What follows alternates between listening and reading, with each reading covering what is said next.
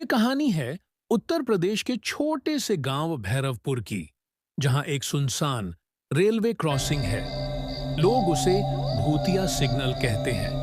कहते हैं कि वहां का सिग्नल बिना किसी ट्रेन के भी खुद ब खुद लाल हो जाता है, और जो भी उसे नजरअंदाज करता है उसके साथ कुछ अजीब जरूर होता है। रात के करीब 11 बजे का समय था। ठंडी हवा चल रही थी। आसमान में आधा चांद टंगा था। गांव के किसान रामसेवक अपने ट्रैक्टर पर गेहूं की बोरियां लादे खेत से लौट रहे थे। दूर से ही उन्होंने देखा, रेलवे क्रॉसिंग का सिग्नल लाल था। उन्होंने ट्रैक्टर रोका। चारों ओर सन्नाटा था। न कोई ट्रेन की सीटी, न पटरियों की कंपन। शायद खराब हो गया होगा, उन्होंने मन ही मन सोचा। 5 मिनट बीत गए, 10 मिनट बीत गए, लेकिन ट्रेन का कोई नामो निशान नहीं। अचानक ठंडी हवा और तेज हो गई। पटरियों के पास लगे पीपल के पेड़ की पत्तियां सरसराने लगी। तभी रामसेवक को याद आया, पिछले साल इसी क्रॉसिंग पर एक हादसा हुआ था। एक ट्रैक्टर ड्राइवर ने लाल सिग्नल को अनदेखा कर दिया था और अचानक से ट्रेन आई और उसे टक्कर मार दी थी। गांव वालों का कहना था कि उस ड्राइवर की आत्मा अब भी इस क्रॉसिंग पर भटकती है और लोगों को चेतावनी देने के लिए सिग्नल खुद लाल कर देती है। रामसेवक के माथे पर पसीना आ गया। तभी उन्होंने देखा, सिग्नल के पास सफेद धुंध सी एक आकृति खड़ी है। वह जैसे हाथ उठाकर इशारा कर रही हो, रुको। रामसेवक का दिल जोरों से धड़कने लगा। उन्होंने ट्रैक्टर बंद कर दिया और तभी कुछ ही सेकंड में तेज रोशनी के साथ मालगाड़ी पटरियों से गुजर गई। अगर वे आगे बढ़ जाते तो सीधा ट्रेन के सामने होते। ट्रेन के गुजरते ही सिग्नल हरा हो गया। सफेद आकृति भी गायब हो चुकी थी।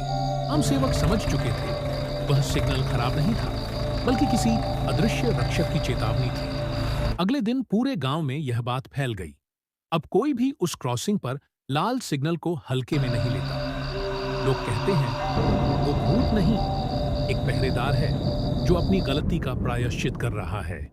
और आज भी जब आधी रात को सन्नाटा छा जाता है, रेलवे क्रॉसिंग का सिग्नल कभी-कभी अपने आप लाल हो जाता है, जैसे किसी अनदेखे खतरे से पहले ही सबको सावधान कर रहा हो। ट्रेन के गुजरते ही सिग्नल हरा हो गया। सफेद आकृति गायब हो चुकी थी। लेकिन कहानी यहीं खत्म नहीं हुई। अगली सुबह पूरे भैरवपुर गांव में सिर्फ एक ही बात हो रही थी, रामसेवक को किसने बचाया। कुछ लोग बोले वो भगवान का चमत्कार था। कुछ ने कहा नहीं, वो वही ड्राइवर है जो अब भी पहरा देता है। लेकिन गांव का एक आदमी था, रघुवीर। उसे इन सब बातों पर जरा भी भरोसा नहीं था। वो हंसते हुए बोला, भूत वूत कुछ नहीं होता, सिग्नल खराब होगा बस। रघुवीर थोड़ा जिद्दी स्वभाव का था। उसने ठान लिया, आज रात वो उसी क्रॉसिंग से गुजरेगा और देखेगा कि सिग्नल अपने आप कैसे लाल होता है। रात के ठीक 12 बजे रघुवीर अपनी मोटरसाइकिल लेकर रेलवे क्रॉसिंग पर पहुंचा। आसमान में बादल थे, हवा में अजीब सी ठंडक थी। जैसे ही वह पटरियों के पास पहुंचा, सिग्नल अचानक लाल हो गया। रघुवीर मुस्कुराया, देखा, टाइमिंग सेट है। उसने इंजन तेज किया और आगे बढ़ने लगा।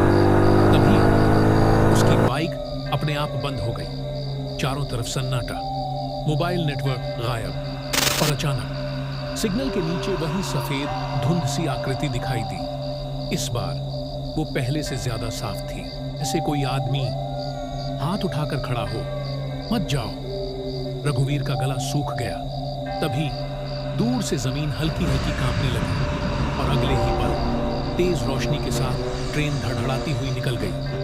अगर बाइक बंद न होती तो रघुवीर सीधा ट्रेन के सामने होता।